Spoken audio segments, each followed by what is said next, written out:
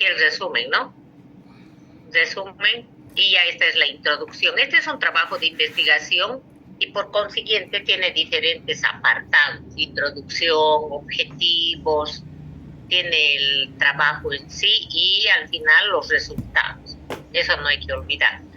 Entonces, en el resumen ya nos había estado hablando esta autora de que hay diferentes instancias, como pueden ver en su diapositiva. El Consejo de Toxicología Forense, que está formado por grandes expertos, se pusieron de acuerdo en 2010 para indicar qué es toxicología forense. Forense, como rama de la toxicología, que brinda sus conocimientos a la ley. Y según esta institución europea, son 4 disciplinas. Hay más, pero ellos se han comprometido a trabajar en 4 áreas. Una, por ejemplo, forense post-morte. Forense post-morte, evidentemente, es para averiguar la causa de la muerte. Si dice post-morte, es que está muerto. También en toxicología forense, otra de las áreas es la conductual. ¿Cómo se modifica la conducta de los seres humanos bajo el efecto de las drogas, de los tóxicos? Otra área, dopaje, tanto en humanos como en animales. Para esto no hay que olvidar Comité Olímpico Internacional o la Agencia Mundial Antidopaje. ¿Qué es dopaje, jóvenes? Dopaje es la acción de administrar agentes o un agente o más agentes a un hombre o a un animal con la finalidad de que aumente el rendimiento de su actividad física, pero también intelectual. Y no debemos olvidar la investigación en todas las áreas es importante. Farmacología sin investigación, bromatología sin investigación, toxicología sin investigación no es ciencia, ¿no? Entonces, vamos a ver, ese conjunto de especialistas indican que la toxicología forense es una ciencia y que todo lo va a presentar a la ley. Forense es ley. Ahora en España está este Real Decreto que no lo van a aprender de memoria. Nosotros también tenemos nuestros decretos, pero que no se cumplen. Solamente tenemos la ley del medio ambiente para cuidar. Y después tenemos el Código del Trabajo, donde se habla muy poco de lo que es toxicología. Pero se lo dejo esto para que vean que en otros países se tienen leyes específicas para poder trabajar en el ámbito laboral. Y el Instituto Nacional de Toxicología de España, donde yo hice el doctorado, entonces justamente es uno de los organismos que presta sus servicios a la ley para esclarecer un hecho. Nosotros tenemos el IDIF, ¿no? Bien. En este párrafo que pueden ver, la palabra clave es esta. Miren, no obstante que tenemos cromatógrafos, tenemos diferentes instrumentos que nos permiten determinar cantidades pequeñas de tóxicos, fíjense lo que dice ahí. La interpretación. Acuérdense que la clase pasada habíamos hablado con respecto a ese tema. Se puede detectar 1 nanogramo, 5 nanogramos, pero ¿qué significa eso? El haber encontrado 10, 2, 20 miligramos. Entonces, hay que estudiar, hay que especializarse para que se pueda correlacionar la cantidad que se encuentra con los signos que pueden haber provocado la muerte. Bien. Número 1, con eso tendría que determinarse, una persona que ya sabe de toda esta especialidad podría establecer si el tóxico que se encontró fue la causa de la muerte. O puede que sean muchos los tóxicos, no uno solo, es otra posibilidad. Pero Pero hay una tercera posibilidad, que hayan podido tener sus hijos entre los tóxicos, no es hijos, sino interaccionar. Y miren la cuarta posibilidad que no se le puede olvidar. La ausencia de una sustancia puede ser la causa de la muerte. ¿Cómo? Por ejemplo, una persona que necesitaba sí o sí de tomar cada día warfarina, que es un tóxico, que es un medicamento, pero alguien no le dio, alguien no le compró, o alguien le dijo ya no tienes que tomar, o le cambió su medicamento. Y entonces, ¿qué se le formó? Coágulos. Por eso, fíjense, por favor, nuevamente. Lo más difícil de todo esto es la interpretación. Si se encuentra 10 nanogramos, ¿qué significa? ¿Será que esa cantidad produjo la muerte? Ahora, otro aspecto en la interpretación. ¿La sustancia que se detectó es el causante? ¿O son varias sustancias y entre ellas interaccionaron? O la cuarta posibilidad, debía tener warfarina en sangre, no tiene. Debía de tener insulina y no le administraron. Debían administrarle potasio. La ausencia también podría ser interpretada como la causa de la muerte. Vamos a este segundo párrafo.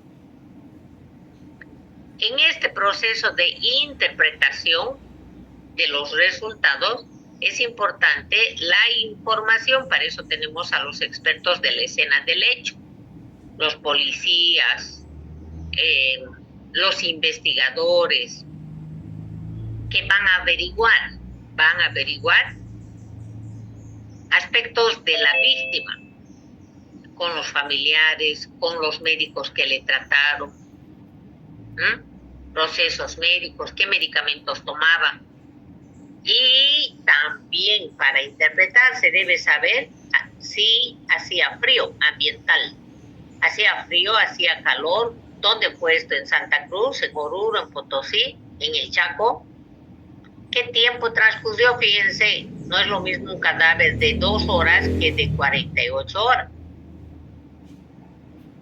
Los testigos siguen siendo fundamentales. Bien, entonces para memorizar, ¿qué factores se deben tomar en cuenta para la interpretación?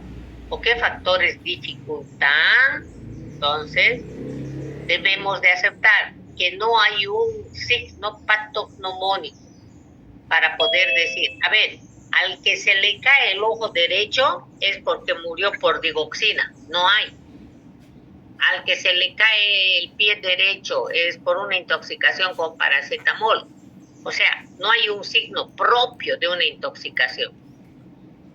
Hay muy pocos, como puede ver aquí. Hay muy pocos. Bien. Es importante entre estos factores tomar en cuenta qué es lo que pasó, mire, antes de la muerte y después de la muerte. Es que esta persona consumía alprazolam. Es que esta persona consumía alcohol. Dime, Julián.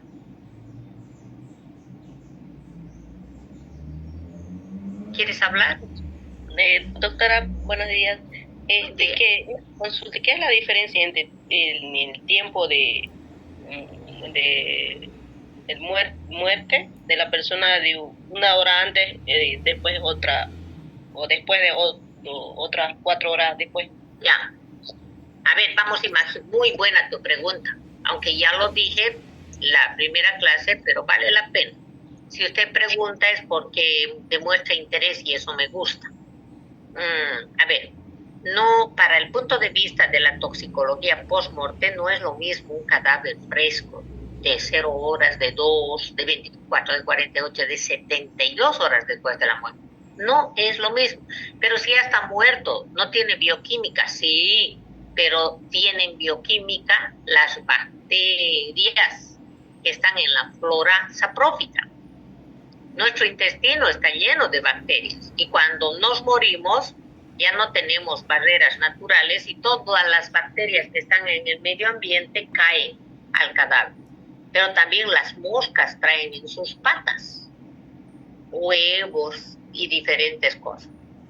Entonces, la bioquímica de estos otros seres, que ya no es la bioquímica del humano, sintetizan gases que empujan los tóxicos, la sangre, los coágulos, empuja por todas las arterias y las venas del cadáver a favor de la gravedad. Si una persona está, digamos, con la cabeza arriba, ¿dónde se va a ir el tóxico? A las rodillas, se va a ir a las piernas, a los pies. Pero si estuviera a la inversa, sus pies para arriba y la cabeza más abajo, la sangre, los tóxicos por los gases de la bioquímica de las bacterias, la sangre va a ir recorriendo de toda la parte pélvica hacia los pulmones. Eso es lo que estoy tratando de decir.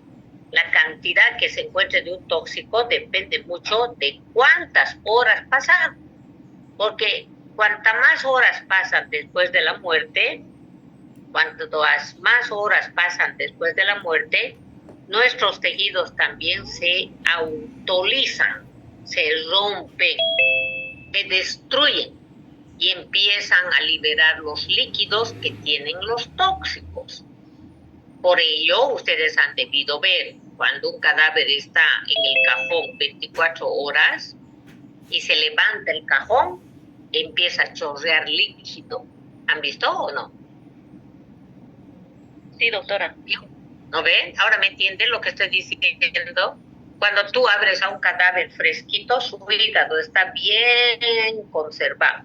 Pero cuando ese cadáver en 2 días aperturas y el hígado está deshecho porque empezó a alisarse. Y cuando se rompe, todos los líquidos empiezan a recorrer por todo el cadáver a favor de la gravedad. Por ello aquí nos está indicando cómo se lo encontró al cadáver, boca arriba, de decúbito prono o de espalda. O se le encontró de decúbito supino izquierdo o de decúbito lateral derecho. Influye mucho todo eso. Ojalá me esté haciendo entender, guaguitas. Por ello, esta especialidad es tan importante porque, por ejemplo, cuando se trabaja con un cadáver, a un laboratorio se le entrega parte del hígado y al otro laboratorio se le entrega riñón. En el primero pueden encontrar 10 miligramos de cocaína y en el segundo encuentran 0,1. ¿Quién está mintiendo? ¿El que encontró más o el que encontró menos?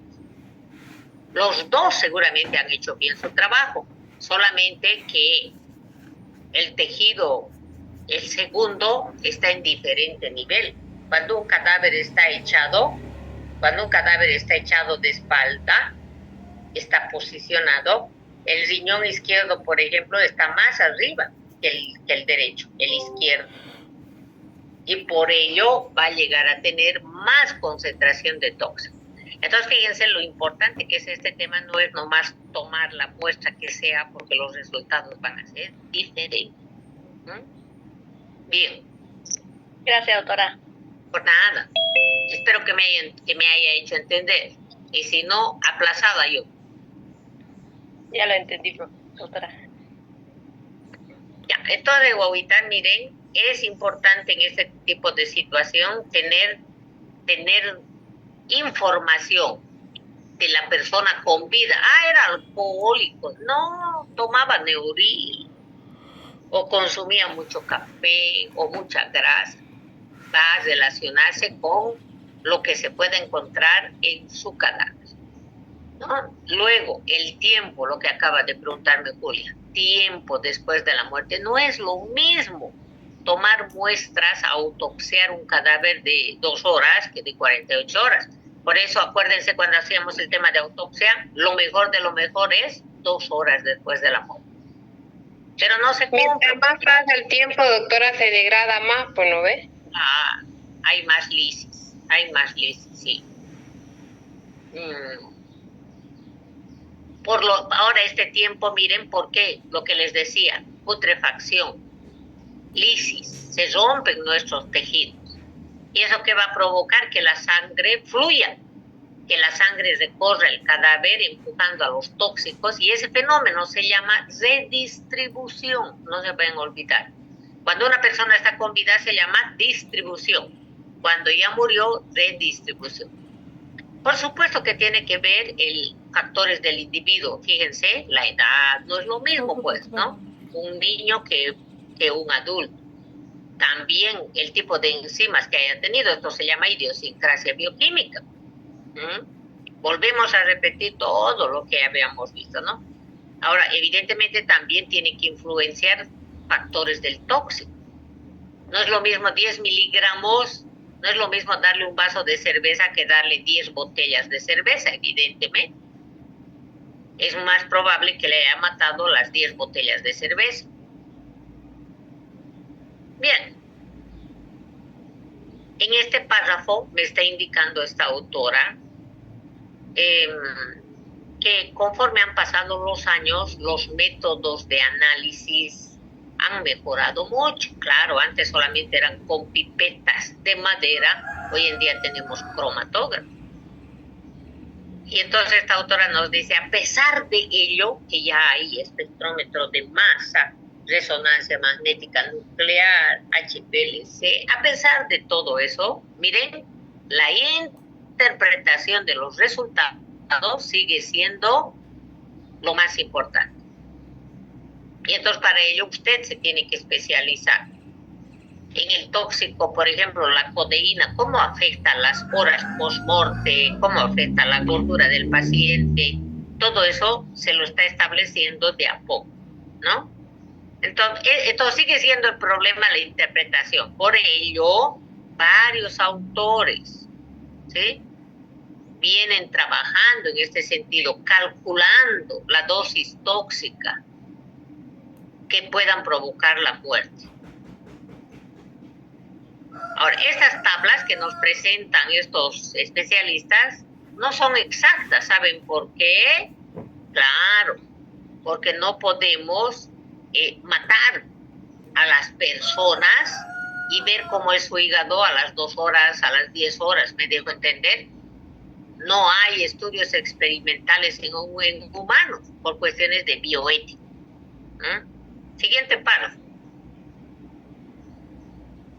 Habíamos indicado que no solamente puede haber un tóxico, pueden haber varios.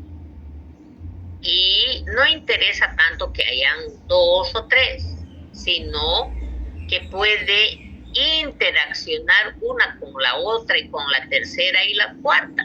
Un ejemplo típico nos lo muestra la ciencia, que ha podido demostrar que cuando una persona consume bebidas alcohólicas y en forma concomitante cocaína, se encuentra un metabolito que se denomina cocaetileno, que es el que realmente causa la muerte. Muchísimos autores durante mucho tiempo indicaban que era sobredosis, pero lo que se ha establecido es eso que está marcado con verde. Un tóxico puede interaccionar con el otro y ser el causante de la muerte.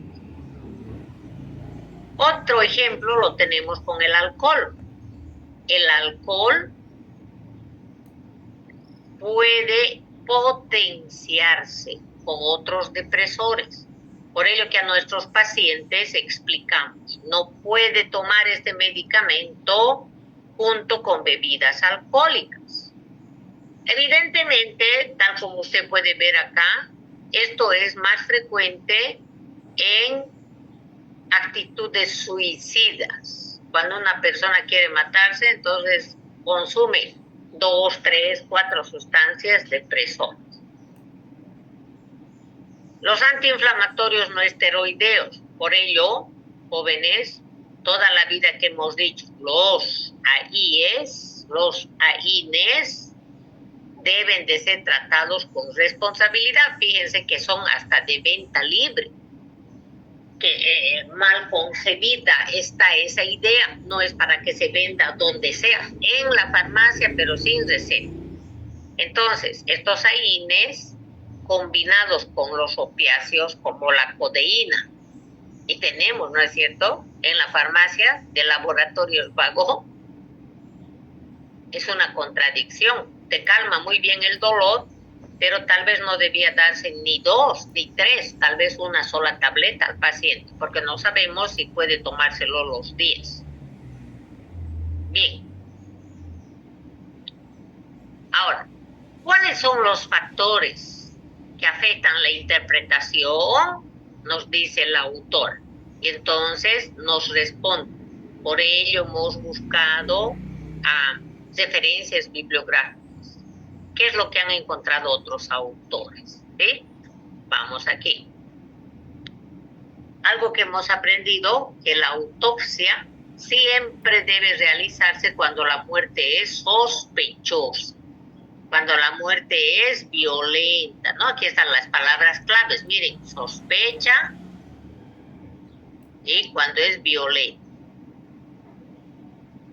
En esos casos no se necesita ni autorización del paciente, el ministerio tiene que hacerlo de oficio.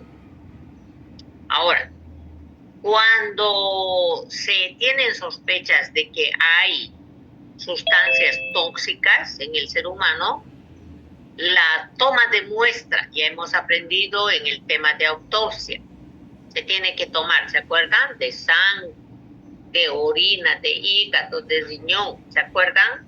Sí, compartimiento central, compartimiento periférico. Son las muestras obligatorias. Pero aún así, nuevamente, los resultados pueden variar. ¿Por qué pueden variar? Por el intervalo post-mortem. Por el intervalo post-mortem. ¿No? Después de la muerte. Por lo tanto, esta autora nos dice, hemos estudiado algunos de estos factores y los hemos presentado para que se tome en cuenta, se anote qué muestras se está recogiendo y a qué hora, y el cadáver en qué posición está, posición. ¿Cuál es el objetivo de este trabajo? Revisar la bibliografía de los últimos 10 años. Casi siempre se revisan los últimos 5 años. Entonces, 10 años, y este trabajo tiene 3 años de atraso. Quizás por ello no aparecen mis trabajos, porque yo empecé a buscar mi apellido y no hay, ¿no? Yo presentaba trabajos de estos cuando estaba en Europa. Lo que más sé de toxicología es esta parte de toxicología post-mortem. Bien, entonces, ¿cómo ha buscado esta autora esta bibliografía? Y entonces, número 1, cuando encontraba trabajos de redistribución post-mortem, revisó todos esos. Este era el criterio de inclusión. Luego, ¿qué es lo más sobresaliente de cada separado, de cada trabajo que ellos leían? 0. El material que utilizaron fue publicaciones de estos buscadores, ¿no? De esta base de datos. Para salud es el PubMed o publicaciones médicas, es uno de los más importantes. El Science Direct también, y este otro de Salamanca. Cosa buscaron ellos, 2000, miren, la búsqueda la hicieron de los últimos 10 años, pero de octubre del 18 al 19, cuando trabajaron. ¿Con qué buscaron? Con términos, con palabras claves, ¿no? Esas palabras claves fueron aquí, post-morte, intervalo post-morte, cambios post-morte. Esas fueron las palabras que utilizó. Y para la inclusión, en el Google académico, ¿no? Se pone los últimos 10 años, 2009 a 2019. Que se hayan realizado en humanos, que se haya buscado, encontrado. Estos son los criterios de inclusión, ¿no? ¿Y cuáles fueron de exclusión? Los criterios de exclusión. ¿Qué publicaciones no tomaron en cuenta? Aquellas que no estén en español o en inglés, que no estén completos, que solamente mostraran resúmenes. Y artículos que no tengan como tema principal la redistribución post-mortem. Entonces ella nos muestra que buscaron 370, que se fue reduciendo a 328. Fueron eliminando y entonces esto cada vez fue disminuyendo a 144. Al final, el resultado final fue 135. De esos 135, cada vez fueron menos y con 30 trabajos es que trabajaron. Este es un ejemplo de lo que ustedes deben hacer cuando hacen una investigación, ¿no? Este es el esquema de 170 al principio y se quedaron con 30 artículos para revisar. Entonces, al revisar esos documentos, estos fueron los resultados. Uno, la mayoría de los autores coinciden que, uno, la redistribución post-mortem es un proceso mediante el cual un tóxico difunde pasivamente por el cadáver a favor de la gravedad. Ahora, ¿qué es favor de la gravedad? Hay una parte del cuerpo que está más elevada, pero también a favor del gradiente de concentración. ¿Qué significa eso? Gradiente de concentración, que en un órgano, en un tejido, hay más tóxico que en otro tejido. Y que del más se va al menos. De mayor concentración del corazón-pulmón hacia los vasos sanguíneos centrales, a la arteria femoral. Eso se denomina redistribución de los tóxicos. ¿De qué depende esto? De la anatomía. Así, estos autores, Curry y Sumsai, encontraron que había diferencias en el mismo cadáver en la sangre del corazón versus sangre periférica, en el mismo cadáver, en la misma hora. Cuando publicaron eso, Curry, otros autores empezaron a trabajar sobre lo mismo. Y entonces, con todo ello, se determinó, se recomendó que la interpretación de los resultados debe de necesariamente compararse. Concentración del tóxico A en el corazón dividido entre la concentración del mismo tóxico en sangre periférica o femoral. A raíz de los trabajos de Curry, aquí está Curry, y de Roth. Ahora bien, ¿y por qué hay redistribución? ¿Por qué se camina la sangre y todo aquello? Por difusión pasiva. ¿Y por qué hay difusión pasiva? Porque las células le dejan pasar por allá. ¿Por qué? Porque esta difusión se debe a que ya no hay energía en nuestro cuerpo. La energía hace que las membranas de cada una de nuestras células sean semipermeables. Cuando no hay energía, las membranas de nuestras células son permeables. Pase, ya están muertas, no hay electricidad. Nuestras membranas celulares son como cercas con electricidad. Cuando morimos no hay electricidad, entonces la cerca, que es la membrana, deja pasar. Esa es la explicación. Ya para terminar, ¿cuáles son esos factores? 3 factores según esta autora. 1, del tóxico, es liposoluble, es hidrosoluble. Naturaleza del tóxico. ¿Qué muestra se tomó? Hígado, riñón. El riñón izquierdo, el riñón derecho. el hígado, lóbulo derecho, lóbulo izquierdo y el intervalo. Nosotros aquí vamos a añadir para el examen, la gente que está despierta está anotando las preguntas de examen. Aquí tenemos que añadir la posición cadavérica. En mis trabajos que publiqué, siempre está la posición. No es lo mismo que el cadáver esté de espalda o que esté de abdomen. Entonces, ¿qué sustancias se redistribuyen en el cadáver con mayor rapidez? Los básicos, los alcaloides. Los alcaloides.